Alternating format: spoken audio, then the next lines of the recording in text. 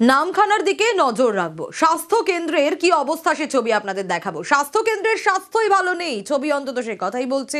অস্বাস্থ্যকর পরিবেশ, বাগডাঙ্গা স্বাস্থ্য কেন্দ্রে চিকিৎসক অবধি নেই। 3 জন নার্স আর 1 জন ফার্মাসিস্টের ভরসাতেই নাকি স্বাস্থ্য কেন্দ্র চলছে।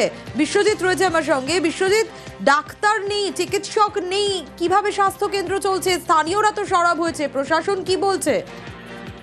হ্যাঁ দেখো, এই যে নামখানার একদম বিচ্ছিন্ন দ্বীপ হচ্ছে মৌসুমী দ্বীপ, এবং হাসপাতাল প্রায় 20 কিলোমিটার দূরে একেবারে নদী পেরিয়ে আসতে হয়। কিন্তু সেই পরিস্থিতিতে এই যে মৌসুমী দ্বীপের যে বাগডাঙ্গা স্বাস্থ্যকেন্দ্র, সেখানে কিন্তু দেখা যাচ্ছে যে দীর্ঘদিন ধরে কিন্তু এখানে ডাক্তার নেই, এবং শুধুমাত্র নার্স 3 জন রয়েছে, এবং তাও সারাদিনের মধ্যে 2 থেকে 3 ঘন্টা তারা থাকেন, এবং সেই সময়টুকুই কিন্তু এই স্বাস্থ্য পরিষেবা এই নার্সরাই চালায়। সেইটুকু সময় ছাড়া সারা দিন কিন্তু একেবারে। আর তার জন্য ভুক্তভোগী কারা? সাধারণ মানুষ। পেশেন্ট আসলে কি হবে, ডাক্তার আমরা খুঁজে পাইনি। সব সময় শুনি যে ডাক্তার আসবে আসবে আসবে, নার্স 2 জন আছে মনে হয়, আর 1 জন কম্পাউন্ডার আছে। এই নিয়েই চলছে আমাদের হসপিটাল। এই যে বাথরুমে একটা হয়েছে, বাথরুম দেখুন চালা বন্ধ করা আছে। ডাক্তারের আশা করাটাই আমাদের হচ্ছে দুর্ভাগ্যের একটা বিষয়। আমাদের দারিকনগরে যে বিএমওআই আছে, সে এখানে এসে প্রাইভেট চেম্বার করছে। ডাক্তার এলে তো আমাদের অনেক সুবিধা হবে। মানুষজন আশাবাদী হয়ে আছে যে ডাক্তার যদি আসে এখানে আমরা সাধারণ ট্রিটমেন্টটা এই জায়গায় পাবো।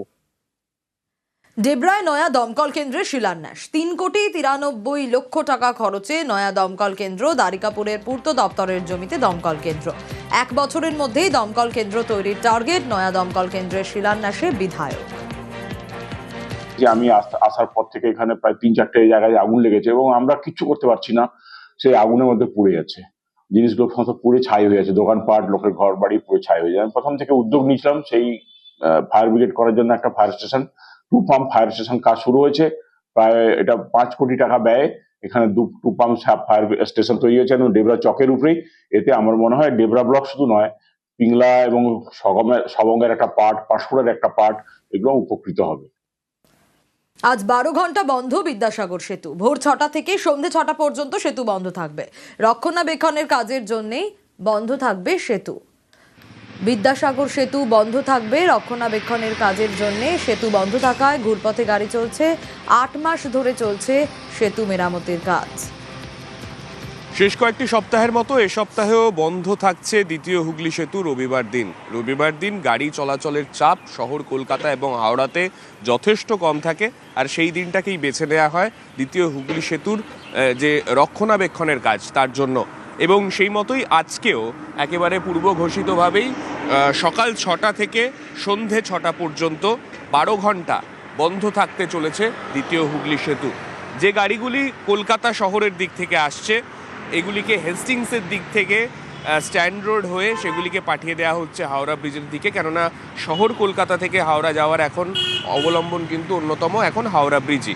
এবং যে পণ্যবাহী গাড়ি যেগুলি হয়তো হাইওয়ের দিকে যাওয়ার কথা রয়েছে, সেই পণ্যবাহী গাড়িগুলিকে শহর কলকাতার মধ্যেও বিভিন্ন জায়গায় নোটিশ রাখা হয়েছে, যাতে সেগুলি সেই দিক থেকে দক্ষিণেশ্বরের দিক থেকে নিবেদিতা সেতু ধরে নিতে পারে।